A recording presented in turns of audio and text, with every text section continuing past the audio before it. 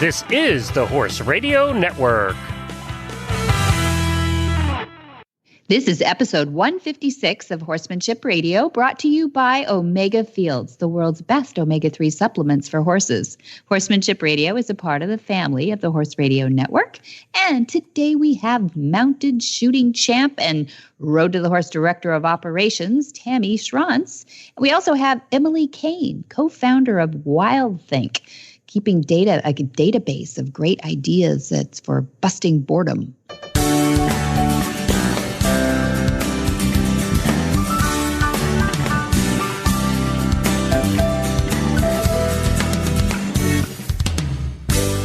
This is Debbie Laux, and you're listening to the Horsemanship Radio. Thanks for joining us. Horsemanship Radio airs on the 1st and the 15th of the month. And I have my producer, Jen, with me today. Hi, Jen. Hi, ho. How are you doing, Debbie? Good. I'm good. Thanks for always being there. I'm happy to hear your voice and have you on because I can't wait to share. You know Tammy Sronce from way back, don't you? I know Tammy Sronce from way back. We met her during the World Equestrian Games in Lexington, Kentucky, 2010. Right. Yeah, she came down and was doing mounted shooting demos down there, and she's been a co-host on podcasts, and she comes on as a guest, and she's great fun, and she's an incredibly knowledgeable horsewoman and has great insight into the pitfalls of being a horse-crazy gal. She's had a really interesting and exciting and sometimes tragic life, which we get to hear about, I'm sure. A little, yeah. It's really it's always an interesting conversation with Tammy because she's one of those people that can chat about almost any topic on the universe and be fun and interesting. That's true, especially about horses, too. Especially if it involves horses. Yeah. So she's going to be a fascinating conversation. But our second guest, who is in charge of Wild Things, they're an outfit that is working to bring environmental enrichment to animals of all sorts all over the world. That's right. By keeping this database. And it's not a database in the nerdy kind of sense. It's not a spreadsheet. It's more along the lines of what you might typically find on a Facebook page, but it's not a Facebook page. It's an actual website. Instagrammy, don't you think? It's Instagrammy. It's got pictures and descriptions and ideas and Pinteresty. So it's very user friendly. And I made the mistake of going there the other day. Don't go there unless you've got time on your hands. Rabbit hole. Yeah, it is really clever. I mean, it's so DIY that I got a little nervous, because I don't do DIY well. But I thought the ideas were like brilliant. Some of them, like a brown paper bag with little holes in it. I can do that. Right? They're brilliant ideas for all sorts of animals, horses included. And I was looking through there. I got so many clever ideas, and different animal care facilities, mostly zoos, have different requirements as to what they're allowed to put into the areas where the public can view the enclosures. So there's there are ideas that are extremely natural looking, so that if you looked in the field, you wouldn't see anything but a tree stump. And there are others that are very obviously DIY. They speak to me because I'm a incurable tinkerer. So it's really cool stuff. So I can't wait to share with everybody because you're going to be inspired as well. And I think that's very timely because we see a real shift in horse husbandry, which is what they used to call horse care. It used to be horse husbandry. Sure. That it's better for a horse to have an enriched environment. And an enriched environment is not a square paddock with one species of grass. Right. And an enriched environment is not a square stall with 3 feet of bedding and a flake of hay. Right. It's a little bit more complex than that, and it genuinely helps the horse's psyche as well as his physical well-being to have these things. So I'm really excited to share it. Yeah, it's very clever, and she's young and clever, and we just got to follow this gal. So I love her. You're going to be her Emily friend on Cain. Facebook. Yeah, absolutely. And we're going to do that right after we hear from Omega Fields, who makes a product that will enrich the health of your horse.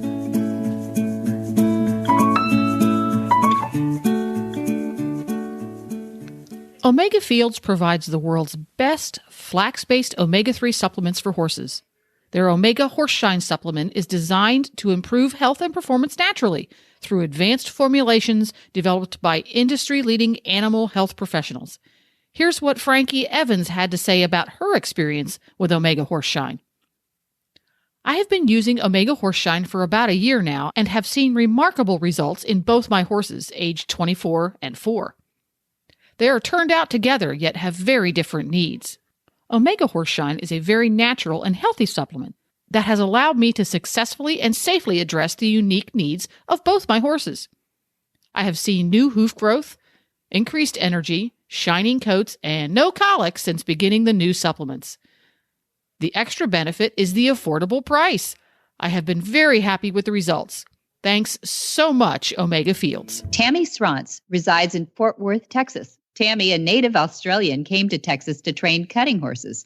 Tammy is a multiple world and national champion cowgirl who can help you in all aspects of cowboy mounted shooting. Yeehaw. Tammy holds national rifle championships and is a previous world record holder. Tammy held the #1 ranked cowgirl in the Cowboy Mounted Shooting Association for over 4 years. In 2013, Tammy was awarded the Craig Farrell, MD Equestrian Safety Award for her promotion of riding helmets by Riders for Helmets and is an ambassador for the Troxel helmets as well. In 2019, Tammy graduated from Colorado State University with a Bachelor's of Science in Communications, and she is currently completing a master's in organizational leadership. She's a brainiac. As well as training and teaching mounted shooting, Tammy is the director of operations for Road to the Horse, the World Championship of Colt Starting, which is held annually at the Kentucky Horse Park in Lexington, Kentucky. Today, we have her on to learn all about this exciting event, Road to the Horse. Well, welcome, Tammy Sronce. I'm so glad to have you. I don't think we've had you on Horsemanship Radio before. We certainly talk about you. Yeah, I've been on a few of the Horse Radio Network shows, but not this one. So it's, oh my gosh, we've been remiss. I am so glad to have you on, and I can't think of a better time. You've got so many things going, which you normally do, but this time of year, I know it must be ramping up. So I definitely wanted to talk. I wanted to give the listeners, though, a little background on you, and you know that we know that you've got a little Australian going on there and a little Texas going on in there. But tell us about your horsey background. Did you grow up with horses? I did. You know, my father was tragically killed in a car accident, but he left a couple of horses with my mother. My mother kept them, and I just remember those horses growing up and how important they were for us. And I think that kind of was the birth of my passion for horses, just watching his horses. And after that, I really just wanted to really pursue a career with horses. And I knew that, you know, everyone in Australia wants to come to America. It's like the big land, like the dream maker. So I was just like any other Australian. I was like, if I'm going to get serious on horses, by gosh, I'm going to Texas. So that's what I did. Yeah. Yeah, big old Texas too. So you started there, and did you start with the cutting horses, training cutting horses? I did. And to be honest, I didn't know very much about cutting horses in Australia. I had showed Western pleasure horses. You know, in the times I grew up in like 80s and 90s where you had one horse and it did like everything. You know, you took the Western saddle on, then the English saddle on, then you ran barrels in it. Yeah, exactly. And you must have had a quarter horse.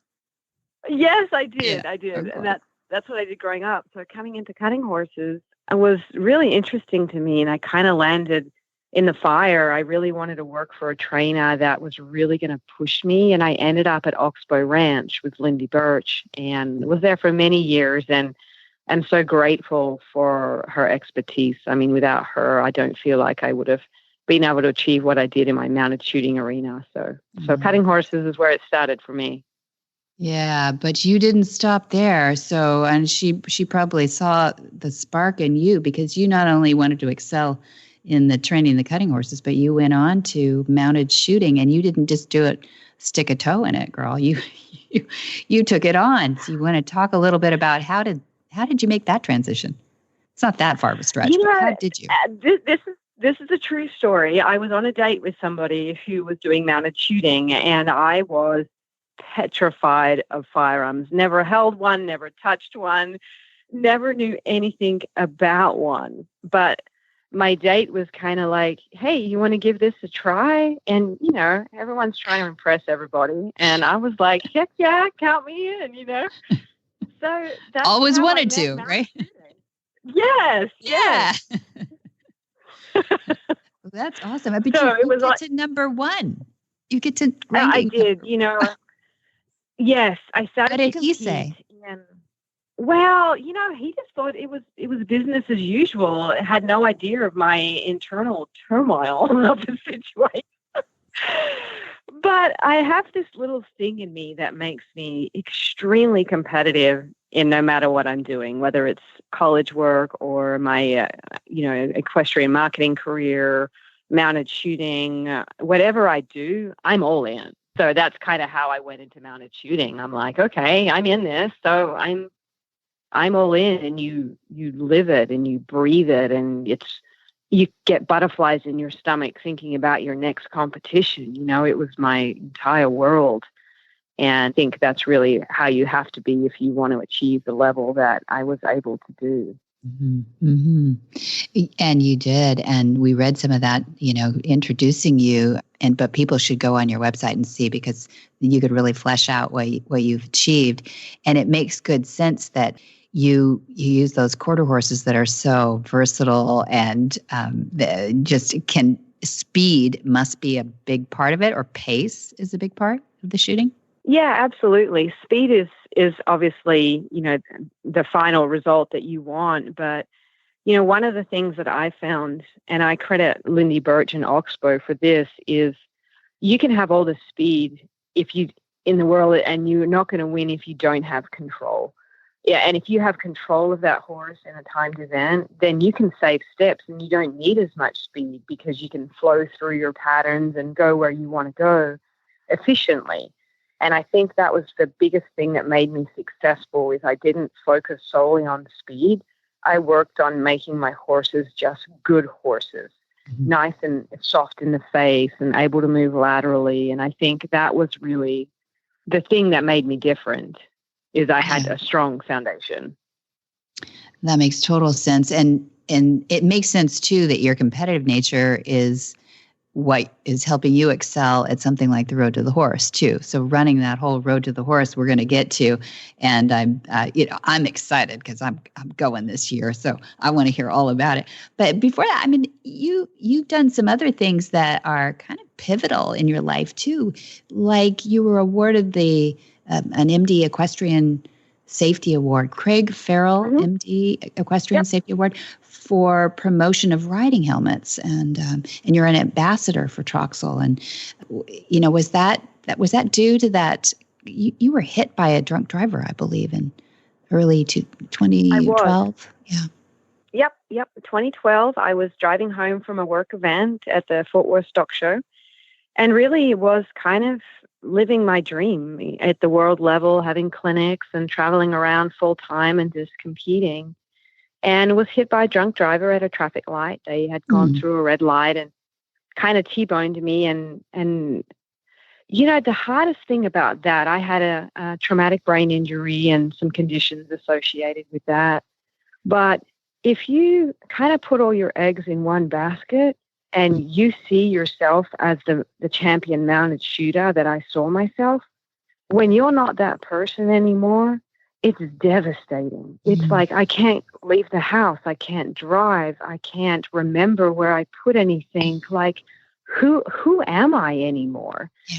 And it was just heartbreaking for me. I just can't, I look back and I just think, wow, that was probably one of the most traumatic things of having to reinvent myself. Okay, if I'm not that person, who am I? And that's what inspired my, I had surgery on my head and I had to wear a helmet. It was wear a helmet or, risk further injury. And I've just grown to love my helmet. And a huge thank you to Troxel for supporting me through that emotional journey with me. But I'm glad that's how I got into helmet. Did you have to get away from your horses at that point, or did you run to them? Oh, you did. I ran to them when I could, what I did, I had surgery and I had tubes in the back of my head and I couldn't go out. And one day I thought, to just like every other horse person, to heck with it. I'm going out to visit my horse. So I snuck out of the house, walked down to the barn, and I was exhausted. I didn't have the strength. So I sat down on the ground.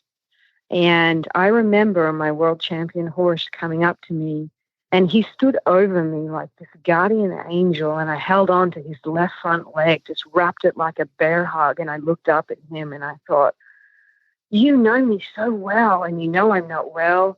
And he stayed there and hovered over me until I had the strength to get up and go back to my house. And I will never forget that. I'm like, we've done a lot of things together, but for him to like, and maybe he wanted his belly scratched. Like, I don't know what he was thinking, but I loved him more. Yeah, I don't know if it's possible to love him more, but that moment, he really just gave me comfort. And that's just a little thing that I'll never forget that day. Yeah, they know. You know, someday science will catch up with us, but they know. Well, you've gone on and done great things. Now, fast forward 2019, you graduated from Colorado State University with a bachelor's in communication, and you're going for a master's. Is that right? I am. I'm halfway through my master's. My neurologist, after my brain injury, told me to stay engaged. So, you know, I got it. I'm engaged. but master's in organizational leadership, that's a tough engaged. You know, you could have like taken up chess or dancing. Yes. And if someone had told me this would be me in a corporate position, you know, but still at school full time, I would have thought they were crazy, because I've never really considered myself smart. I'm just competitive, you know. So you can be both. Look at you. No, that's amazing. It's amazing. We're very proud of you. I went back. Yes, I'll be excited. I graduated this year from Colorado State, and you know, it's just, even I'm sitting on a 4.0 with a TBI. So I look at other people and I'm like, don't give me none of your excuses. That's amazing. Yeah, exactly. Buck it up. You know, and CSU, home of Temple Grandin, a professor, just last week was in the news. Yes, with the equine center that they just opened up there. Just totally amazing. So Colorado State, woohoo, you guys are doing it, you know, for the horse and for people who work with their horses, which is pretty darn amazing. Love that school. I'd love some of the students have come out of that school have been amazing. So I'm sure it was a no-brainer for you to go there, right? It was. I had been up to their university a few times when I worked for Oxbow Ranch, taking Bet Your Blue Boons up for, you know, breeding work and stuff like that. So I'd always had this little spot in my heart for CSU since then. So it was just a natural that I wanted to pursue an academic career there. Fantastic. Well, we're having Temple Grandin out in June for our third annual event we call The Movement. So it's The Movement 2020 this year, and she'll be keynote, and she'll be working with Dad, Monty, and some other amazing people too from the mindfulness world. And we've got people coming from the UK who are speaking. We really have, it's 3 days. We moved it from 2 days to 3 days. So we're real excited about that too. But that just reminds me about event planning. Like, I get nervous. This is our third year. And I think, okay, this year will be easy. It's just nerve-wracking. How do you do the road to the horse in the capacity that you do?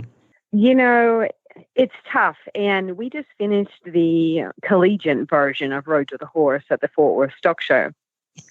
And I think the one takeaway that I got from producing that event for the first time is the show will go on is really true. Like, the time will pass, the day will come, and ready or not, we're rolling. So, yes, that's what I learned from the collegiate event. Tell me about the collegiate events. This is the first year? Yes, this is the very first year. We were kind of sitting in the office and brainstorming ideas, and we have a big passion for youth and a passion for education. So we thought, you know, how about we do a Road to the Horse with collegiate ranch horse teams? And we'll do things a little different than Road to the Horse. And we'll put these teams together with fillies from the 4-6s, and we'll see if it works. So we just completed that, and it was phenomenal. It was. So how is it different from Road? So maybe you should tell us what the format for Road to the Horse is a little bit for people who don't know, and then how collegiate was maybe possibly different besides the ages of the people. Yeah. Yeah, for sure. Road to the Horse is a very condensed format where the competitors get 2 rounds that are an hour and 45 minutes, and then the finals, which are 45 minutes. So you have a round pen session of 1 hour and 45. Next day, the same thing. And then coming into the finals, you get 50 minutes to start in the round pen and then complete a series of obstacles. So it's very tight, very condensed. And the colts that are coming in are 3-year-old geldings, and they are not halter broke. You're kind of channeling them to the halter for the first time, which takes quite a bit of time. So they are judged on their ability to communicate with the horse's demeanor, and their demeanor. So there's a lot of different ways to get to the end result. It's just how your communication and how's the relationship with you and your horse. So that's kind of the Road to the Horse format. Is there, it's open to male, female, any distinctions there? Yes, anybody, any discipline, English, Western. We've had some show jumpers come through. Vicky Wilson from New Zealand has won the event twice in her English saddle, and she has a show jumping career in New Zealand and was very successful. And then we have other clinicians that have won, like Craig Cameron, Ken McNabb is competing. So it's really quite diverse, the competitors that come to the event. Yeah, so the collegiate was just to create a division. They don't have to be adults in there because they're in a college setting. Yeah. And what was your biggest goal of creating the collegiate thing? To really inspire a generation of horse trainers without sounding too, Yeah, that sounds good to me. Like a pageant answer, but it's really important to us that we really promote horsemanship to these colleges at a more youthful kind of level and give them role models to follow by and let them know that there's a platform where they can showcase and work together as a team to display their horsemanship, because there's a lot of collegiate events out there, but there's not one dedicated to horsemanship and colt starting. So that's what we wanted to do, is kind of create something new. I love that. I love that. I mean, I don't know where you land with the Unbridled movie from a few years ago, but I think it kind of, that movie sort of said, oh, look, these kids are coming right out of college and they don't want to start life yet. They love their horses, and that was part of their collegiate experience. And they headed for the hills with these Mustangs. It's pretty crazy, actually. Yes. Yeah, we were very impressed with how these collegiate teams, the feel they had for those fillies in the round pen. So the big differences from Road to the Horse to the collegiate was the collegiate used 2-year-old fillies instead of 3-year-old geldings from the 4-6s ranch, just because that was what was available. All the 3-year-old geldings are coming to Road to the Horse. So the other difference is we had an extra round in there. So the collegiate teams got 3 rounds in the round pen before they had to go on to the final round with the obstacle course. And the fillies that came to the collegiate event had already been gentled and desensitized and were able to be haltered and led.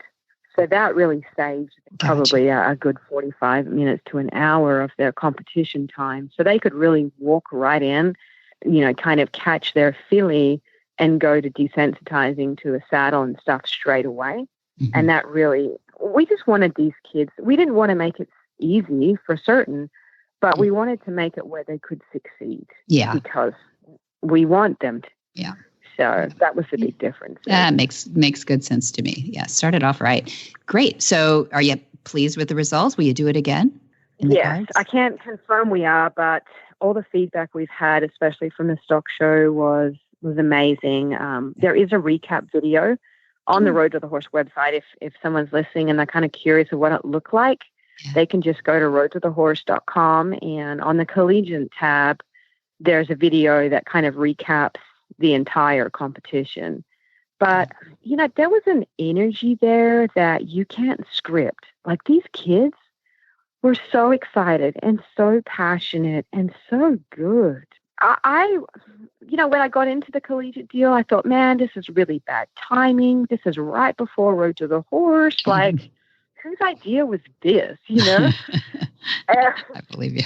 But watching I don't want to call them children, and watching these young horsemen and horsewomen, there was one girl on every team, not because we specified it had to be, but there were some amazing horsewomen out there. Awesome. So, it was just, gosh, I loved it. Loved it. Can't believe they call it a job. That's okay. We won't tell.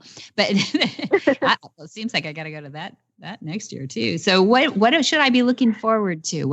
My first Road to the Horse in March, just in a month now, close. And I feel for you right now. So don't think about it that way, but think about me.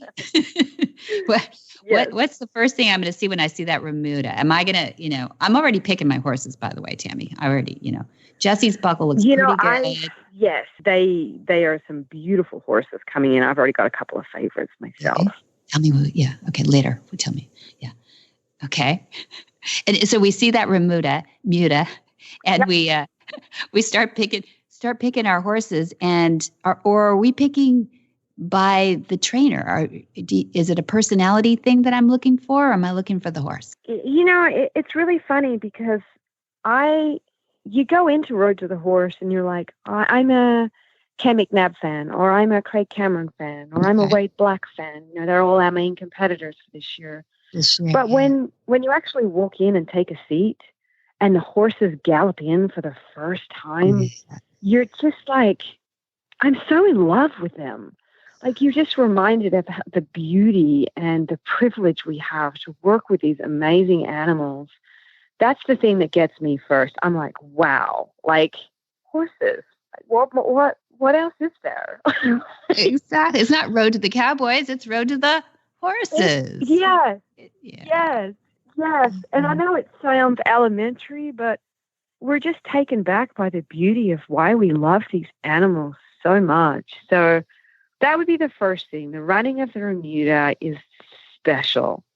But then you really don't, whether you're one of the competitors' fans or not, you're fans for everybody, and you're fans for the horse. And you watch them kind of join up and have a partnership and, cross a pole for the first time and get a saddle for the first time and lope the first circle, in the round pen with a saddle. And it's full of these little milestones that you just kind of check in, Mm-hmm. So that's super exciting. Oh, good. I can't wait. So thank you for all the tips and, hotel tips you've given me over the last couple of months too. I can't wait to see you out there. I'll buy you something, a drink, a food, anything I can get for you, because I know how stressed you're going to be.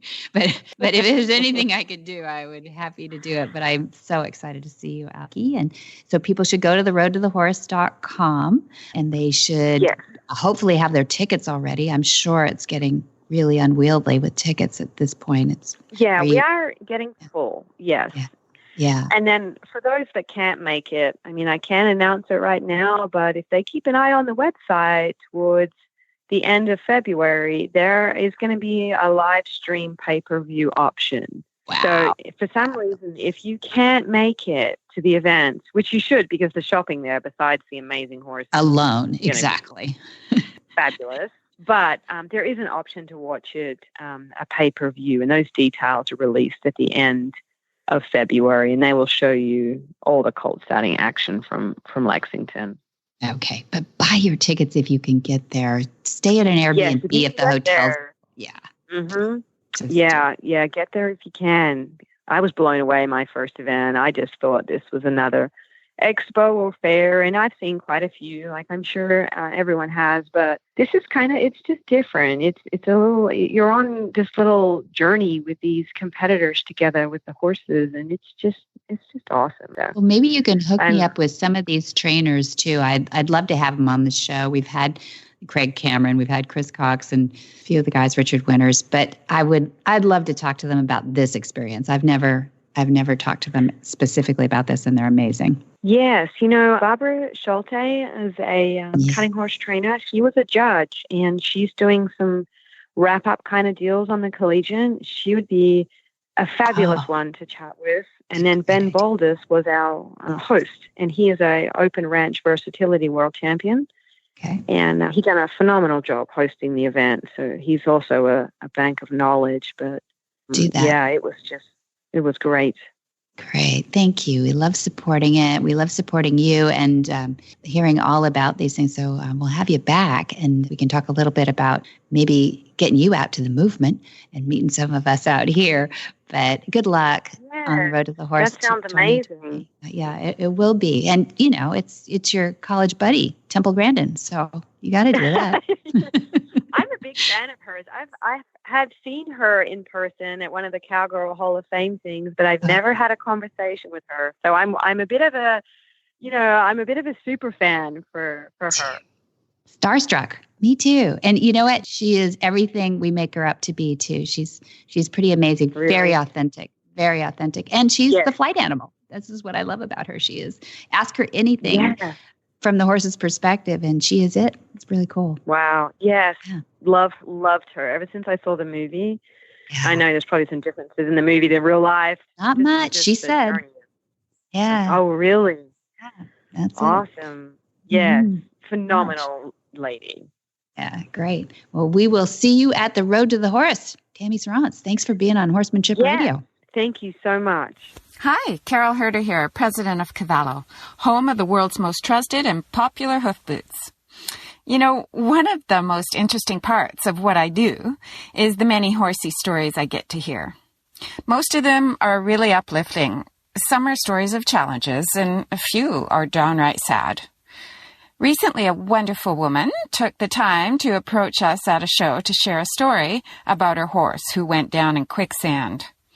It started out as a really scary story. We were holding our breaths, waiting for the outcome, and it turned out wonderful. They winched the horse out relatively unscathed, albeit, a little traumatized, and everyone standing around were super amazed that he still had his Cavallo hoof boots on. Scary story with a good ending. Another testament to Cavallo. If you don't have a pair for your horse, it's time. Cavallos are easy to put on, easy to take off when you want to take them off, and they stay on. They stay on in all terrain. Cavallo, the world's most trusted hoof boots. Emily Cain is striving to change the way that animals are cared for in captive settings. Co-founder of WildThink, a nonprofit that is dedicated to designing and providing enrichment-related resources for animal care professionals, WildThink created the Animal Vending Machine, engaging the way captive animals find enjoyment in their environment. Emily has a master's degree in zoo, aquarium, and animal shelter management. Who better to help us with tips to beat stall boredom in horses? Well, welcome, Emily Cain. I'm so happy to have you on Horsemanship Radio. How are you? You're in Iowa today, correct? I am in Iowa today, yeah. Been surprisingly warm here, but we're supposed to get some snow in a little bit, so not looking forward to that. But yeah, that doesn't surprise me. But you're an outdoor girl. You seem very animal-centric to me. You'd almost have to have your job. And I wanted to have you on because I think it's fascinating that you're not only a scientist, well-educated. Do we have to call you Dr. Emily Cain? Oh, no, Okay. I'm not a doctor. Okay, you have your master's, though, from a very popular school in the horse world. Colorado State University is, pretty much epicenter these days of all the news for good science and good horses. And I like to say the home of Temple Grandin. Did you ever have a class with her? I did, actually. I was able to take a class with her when I was in undergraduate. I took a class on just her class about designing livestock enclosures and chutes and things like that. And it was so incredible to hear her speak every week and listen to her talk about animals' minds from her perspective. And it was just so counterintuitive to me because we had to design our own kind of cattle chute and pie-shaped pens and everything like that.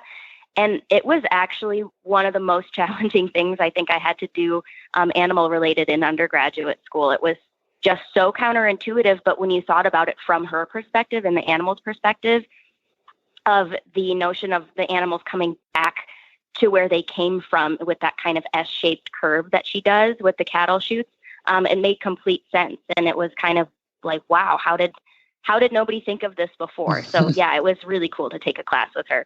I can't imagine. Do you think you changed any of your thinking due to that class besides being expanded? But yeah, I mean, I hadn't taken many classes, if any at all, that focused on livestock, horses, things like that.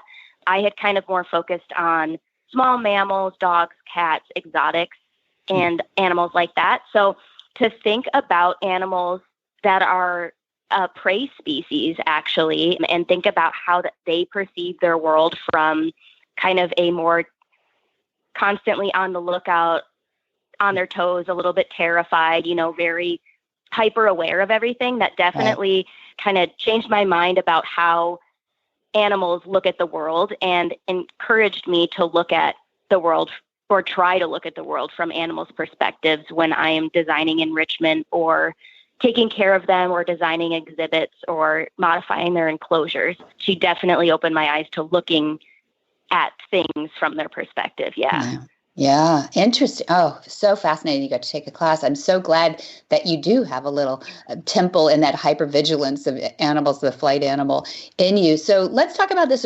enrichment related resources that you provide. And so how would you define enrichment for somebody that's the first time they've heard an expression like that? Yeah. So there's actually no consensus to there's no proper definition for enrichment. It's actually a relatively new practice within probably the last 50 years, I want to say. But enrichment is the practice of giving animals things to increase their mental and physical activity. So some definitions kind of are centered around increasing animal activity and reducing abnormal behaviors. So you see things like pacing, weaving, and in horses, you see cribbing or crib biting a lot. So enrichment can help increase their regular behaviors and decrease those abnormal behaviors. It also provides stimulation and overall welfare, gives them something to do, right? Because if you have an animal in an enclosure or a stall or a crate, they're going to get bored, right? Because they're meant to be doing something all day. So enrichment is anything you can give them to kind of keep their minds and bodies occupied. And then the third thing that enrichment really does is aims to increase their natural behavior. So you look at animals like, take a horse, for example, right? Horses spend most of their awake time feeding, foraging, grazing through the grass, right? Enrichment can also be something that you want to help give them access and resources to do those behaviors in a confined or captive environment. Right. So kind of lots of definitions there. Oh, it's perfect though, because give me an example of that last one. I'm thinking slow feeder. Exactly. Yep. So I've heard a lot about hay bags. I've heard of things called hay pillows, and I think that's a brand of enrichment device. It's like looks like a mattress that you put on the floor that you fill with hay, and that's a type of slow feeder. Yeah, it's out, and they can nibble at it, right? Yeah. Yeah, yes, exactly. And they have to work to pull the hay kind of through the little openings in the hay pillow. Another one that people use a lot are jolly balls, or the Uncle Jimmy's balls that you can hang from the top of the stall, and they have some food in there, and the horse can kind of knock it around, but it can't hold it still. So it takes a long time for the horse to kind of eat around the treat. Even salt licks and things like that, I would definitely consider enrichment, because they're things that the horse can use to occupy their time and occupy their mouths and their brains and their bodies. Yeah. And so you're building a database, which I think is so cool, of all these ideas for people because there hasn't been one place where all these ideas are. Is that true? Yeah. So we're actually one of the first to do that. I haven't found in all of my searching, I haven't actually found an open access free enrichment database that's just available for anybody to use.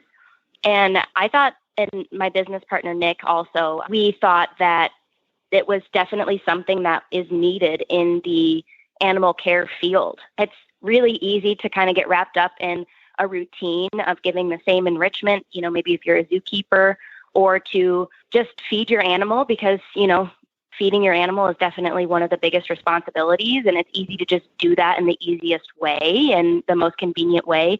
So we thought that having all of these different enrichment ideas for every species we could think of in one spot would help zookeepers, laboratory technicians, pet owners, barn owners, horse owners, everybody be able to go and find really cool DIY enrichment ideas that they can just, do for basically for free with found items, and then implement for their animals.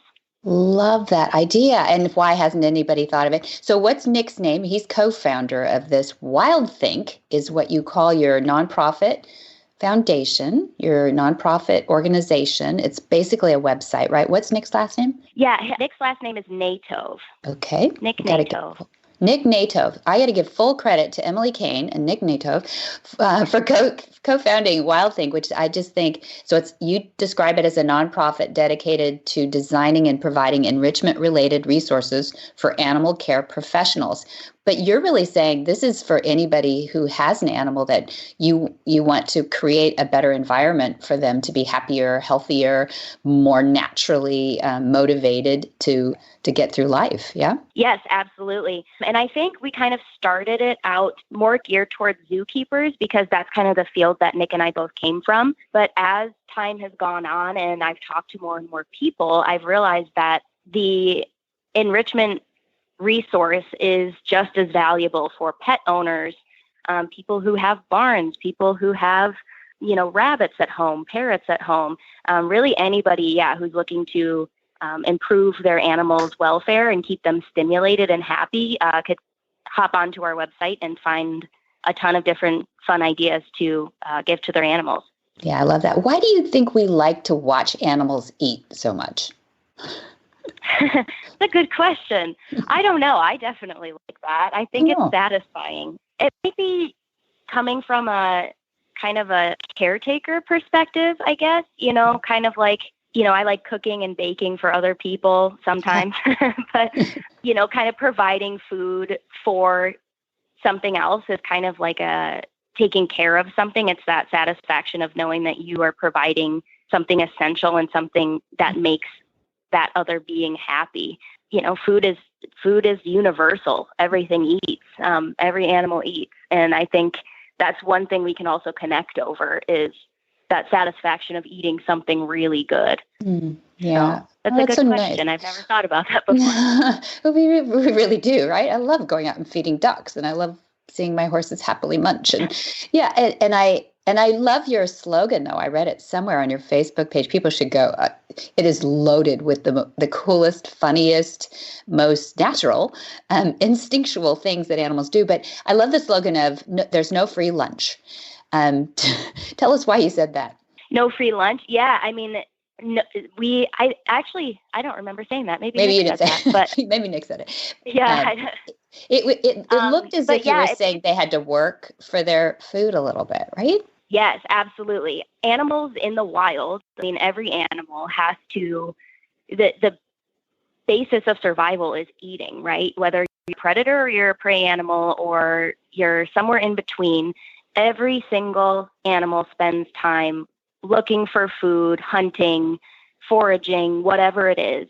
And so when you put an animal in a setting where they live under human care, and, if you just give them a bowl of food, they're not working for their food like they would be in the wild. So they're not using their brains and their bodies the way that they were intended to be used. And so what you can see actually in lots of different animals, and it kind of depends on the species, the type of abnormal behaviors you see, but animals who don't have the ability to express these normal natural behaviors like foraging or hunting or searching for food, they actually start exhibiting what we call abnormal or stereotypic behaviors.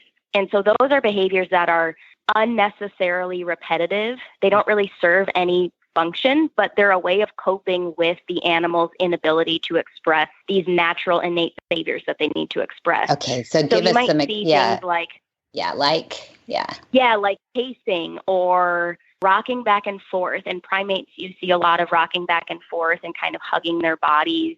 You can see lots of hair plucking or self-grooming. Yeah. In big cats and bears who are kind of restricted by size, they have such big home ranges, and you put them in environments where they have kind of a restricted area to move about. You can see lots of pacing or walking back and forth. Horses, cribbing, and I think weaving are two of the biggest Big ones. that. Yeah, So and you're saying it's not just cribbing and lots of. Yeah, you're saying it's not just stress. I think a lot of people just chalk that up to stress. You're saying that it's that they haven't been able to actually manifest what they do naturally in their natural environment, where they're, where originating from their natural environment. And I think that's really interesting. You should tell us about your animal vending machine. Do you have a patent pending on it, or is it actually patented now? Patent pending, yep. So good hopefully we'll get that here soon. Yeah, thanks. Yeah, tell us, because I think that explains a lot about what you're saying, how you overcome these boredom things. Yeah, so basically the animal vending machine is kind of what you go back to when you said no free lunch. We want to encourage animals to interact with their environment, whether it be in a zoo, in a sanctuary, in a laboratory, wherever they are. We want to encourage them to interact with their environment in the way that they would interact with their environment in the wild. The animal vending machine is an enrichment device that we developed as WildThink, originally for primates, and we're still kind of in the primate phase, but hopefully we'll expand it to other species. But basically, what it does is it is a vending machine. So apes can search their environment for tokens, put the tokens in the top of the vending machine, and then a food reward comes out of the bottom. So instead of just getting a food dump or a free lunch from their caretakers, the animals are actually having to look for their food. So they're having to search their enclosures. Maybe the tokens, these little plastic, they look like little plastic coins. Maybe they're frozen in an ice block. Maybe they're in a bag of hay. Maybe they're under a log. Maybe they're strung up to the very top of their enclosure. So the animals actually have to forage, search, problem solve to find these tokens and then go exchange them with the vending machine. So they're doing exactly what they would be doing in the wild, but we're replicating that wild foraging, looking for fruits, looking for trees, remembering, where to find things, where to look for things. We're replicating those wild behaviors in a captive setting. So that's kind of the purpose of the animal vending machine. And it's really cool to see the apes use it. It is. They're brilliant. I have no idea how you train them to do that. I'd probably... they'd probably eat my tokens. I don't know how you get them started. We'll have to have another interview someday about how you get the whole concept in their minds. They're very intelligent, so I'm sure it's not as hard as it sounds, but I'd love to see the whole process. You just show them and then they just do it. So it's pretty easy. Really? Oh my gosh, it's that easy, huh? Well, we've all heard of, they're so smart. Oh, they're so smart. And the boredom buster idea, is out there, and I love it that Uncle Jimmy and some of these companies have thought of things to do. But I really think the brain pooling, what you're pulling together for WildThink, is what's really going to catapult people finding clever and more clever things to do. And I really applaud you and Nick that you've done this. And I would love to have you back and talk about more ideas. I encourage everybody to go to the website. What is that? Is it wildthink.org? Tell me. Yes, wildthink.org. Good. Okay, great. Go to wildthink.org and go to the Facebook page and see what people are putting up there, because I know you cross-post and all these clever ideas. I saw some meerkats on there that I was almost in tears. It was so cute and funny. And little foxes, you teaching them to pounce, or maybe it's the pounce reflex you're just encouraging. Maybe that's the way to say it. Yeah, yep. Right. And you put hay down and you had, little crawly things underneath, some bugs and some food, but it was really more about just them playing and pouncing and keeping their the thing that in their DNA that they want to do, which is a manifest out of, what they need to do to feed themselves. It's fascinating, Emily. And I'm so glad that you agreed to come on as our guest. It was really fun to have you, and I hope we can have you back. Yeah, absolutely. Thank you so much for having me. I really appreciate it. Whisper the language of the herd. Listen, you don't have to say a word. It's time for Jamie Jennings to fetch an email from Monty Roberts' inbox and share a morsel of Monty's wisdom in a little segment we like to call Ask Monty. Leave this world a better place than mine. The magic in the language of the herd. Dear Monty, my mare typically kicks when I release her for join up, which does not seem too safe of an environment. Any advice on how to make her get rid of this habit? I do the orientation and then release at 2:00, but initially she wouldn't leave. And then when I do send her off, she does that. But for a while, she kicks and she speeds a lot and she cuts through the circle and she changes direction at her own convenience, as obviously I try to keep a bit of distance. And she seems to be unpredictable. She is clearly a dominant type of mare, and I started working with the dually halter a month ago, which seemed to pay off significantly in terms of her respecting my space, standing still, etc., but join up is really not working, or only partially working for now. She doesn't seem very interested for the first 10 to 15 minutes. Should she be long-lined before trying join up as a rule? Monty's answer. The behavior described is seen seldom, but is a concern. I have been successful overcoming this situation by carrying plastic bags on a stick with me. Using the plastic bags to send her away will generally stop down any kicking. The unasked for turning is probably because you're not placing your body slightly behind your mare's forward motion. Use the plastic bags to send her in the same direction for an appropriate number of revolutions, the flight distance of a horse. At some point before I decide to attempt join up, I typically toss the plastic bags toward the gate and achieve join up from the opposite side of the round pen. This is outlined in my textbook From My Hands to Yours, and there are many examples on my online university. For more of these insights into good horsemanship, go to montyroberts.com and click on the words Ask Monty at the bottom of the page.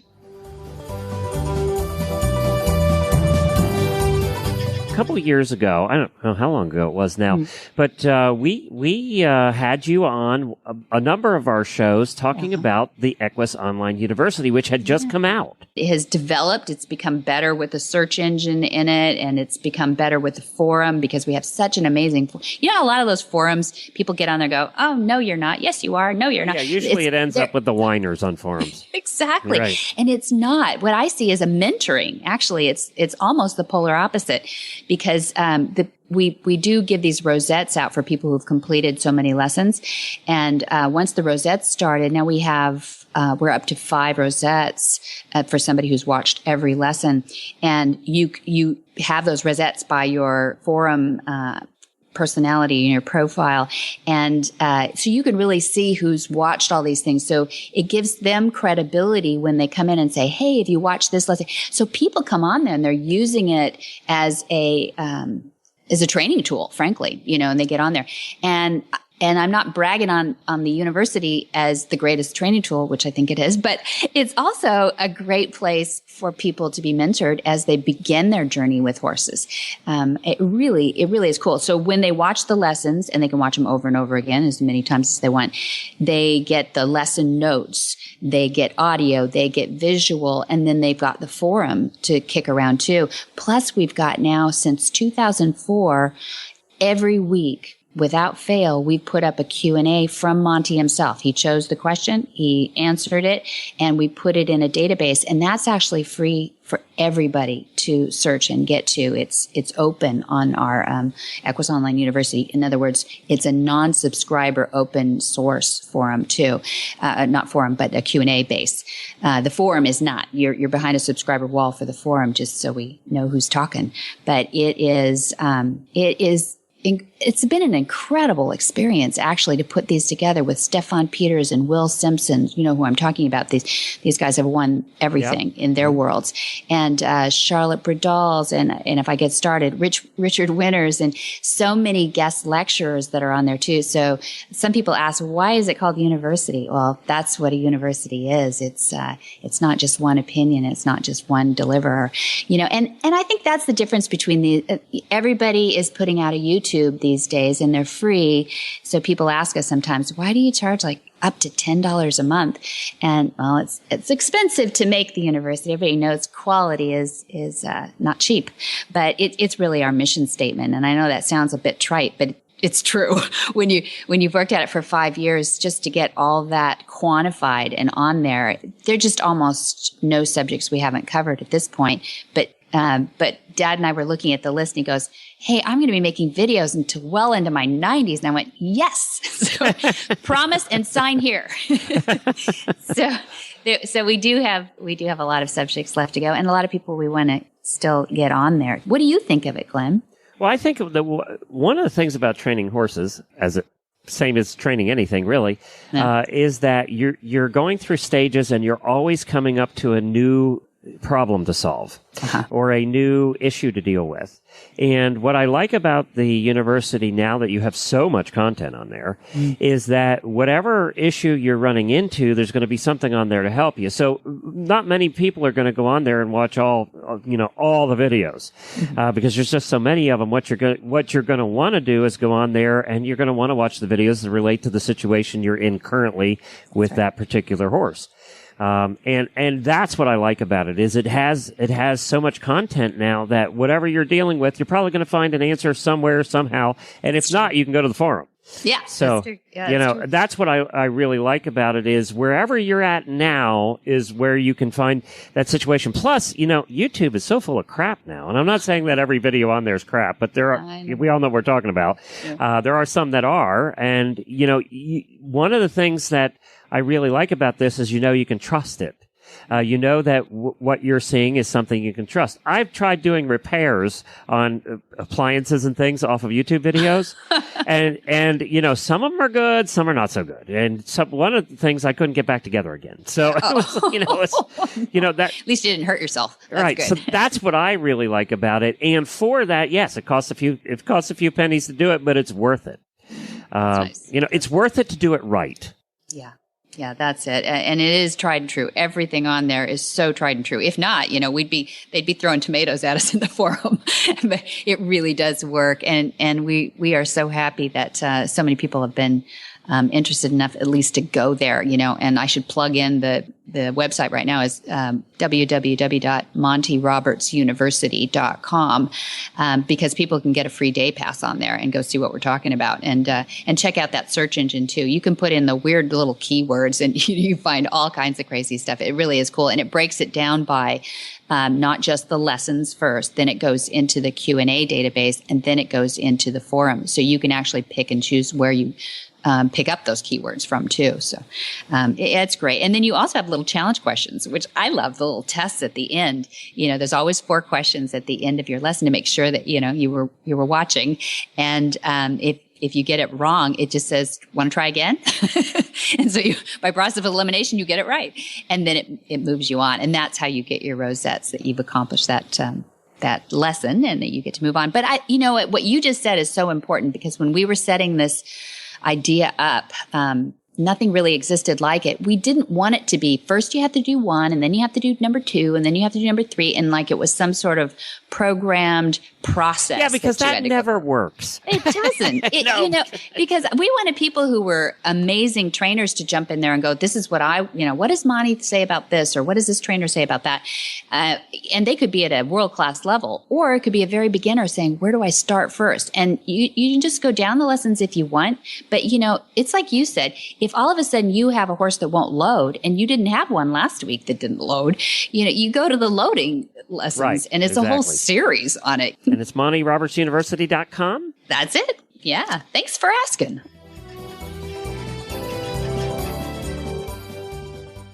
What in the wide, wide world of sports is going on here? Where in the world is Monty Roberts? Monty is looking forward to meeting some new friends, 2-legged and 4-legged. May 1 through 3, we have our next Horse Sense and Healing Clinic. And then May 14th, it's Monty's 85th birthday. Very excited to celebrate that one. May 18 to 22, we have advanced exams with Denise Heinlein and Monty at the farm, Flag is Up Farms. Then we have June 21, 22, and 23, the Movement 2020.com with Monty Roberts, Temple Grandin, Rick Lamb, and other outstanding speakers and trainers. We have 9 of them now that are all amazing and all in different areas. So that is the movement2020.com. And then June 29 to July 3, it's Monty Special Training Brazil. We have it in Portuguese. And then July 24 through 26, we have another Horse Sense and Healing. Midsummer. And then we've got August 3 through 7, our Monty's Special Training English speaking, just at the farm, Flag is Up Farms. And that's in Solvang, California. And then August 17 through 28, we have the Gentling Wild Horses course, which is always fun. It's a great one to watch or participate in. And then September 11 through 13, it's our one of the last Horse Sense and Healings for the year. And then we also have same weekend as CHA, the Certified Horsemanship Association, an Equine Facility Management Certification course. They call it the EFM. And that will be at Flag is Up Farms as well. And we have some wonderful certifiers coming for that too. Very high up. Hint, hint. Hint, hint. That's going to be a fascinating weekend because you have so much going on. If someone wants to attend the Horse Sense and Healing, or has a friend or loved one who wants to attend a Horse Sense and Healing, any of them, what is the best procedure for them to follow? What do they need to do? I would love to have anybody who thinks that that is an appropriate event clinic for them, then go to the website at montyroberts.com and then click on the tab that we have that talks about both Horse Sense and Healing and then our other program for at-risk youth is Lead Up. But click on the Horse Sense and Healing tab and read all about the program. And if it's something that you feel like it's appropriate or you're a supporter of somebody that should come to the Horse Sense and Healing because it's an amazing life trajectory changing program for someone who's suffering from post-traumatic stress, we open that up to veterans and first responders. So that's EMTs, nurses, police, fire, all those first responders, as well as veterans. We found that veterans often go into first responder duties or services after the military. It's a common second career. Yeah, it is. Yeah. So we just continue the love, and it is a really trust building, relaxing, chill weekend where they really can, the horses do all the work. So I can't take any credit for what happens there. They really do. Anyway, they should call, and that's the numbers that you're going to give here in just a minute for the calendar, or they could write to admin@montyroberts.com, ADMIN, admin at MONTYROBERTS.com, and just put your name in there as either as a supporter or somebody who might like to attend. And then what we'll do is we'll have one of our veterans give them a call. Very good. And again, that's montyroberts.com. All the information is there, including this phone number, 805-688-6288. So montyroberts.com has all the information you need, which includes contacting them by phone or email. So that's the only thing you need to remember is the montyroberts.com. There you go. And for details about today's show, episode 156, you can go to horsemanshipradio.com, where you're going to find links, photos, and more information about today's guests and topics. And we love your feedback. We love your ideas. We love to hear about how much you enjoyed a given guest or topic. And we can communicate that to Debbie and the rest of us here at the Horsemanship Radio by going to Facebook. Go in there and type in Monty Roberts, hit the like button, hit the follow button, and then put a post up. We'd love you to do that. You can also do it on Twitter or Instagram. And what is his handle on Twitter and Instagram? Monty_Roberts. Ta-da! Yep, you got it in there. There you go. And don't forget to get the app. Go to your app store. Go to Horse Radio or search for horseradionetwork.com and download it to your Android or iPhone. And probably 2/3 of the people listening to my voice right now have already done that. So the 1/3 of the people who have not, go find a friend who's under the age of 20 and they will do it for you. That's so true. Or if you get locked out, they'll help you get your password back. That's all those right. things are wonderful resources they are. Find a 9-year-old, they'll hack into your phone. You'll be fine. Yeah, probably. Well, and do I have to explain what an underscore is? I don't think so, right? No, everybody knows. That's the dash that's at the bottom. That's an underscore. The dash or the hyphen that's sunk. That's right. The sinking. It's a sinking hyphen. Exactly. Is what it is. I don't even want to go there. I don't know. But many thanks to our sponsors, too. That's Omega Fields, Cavallo Horse and Rider, and Monty Roberts University. Be sure to visit all the other great shows on the Horse Radio Network, too, at www.horseradionetwork.com. Until next time, have many happy horse hours.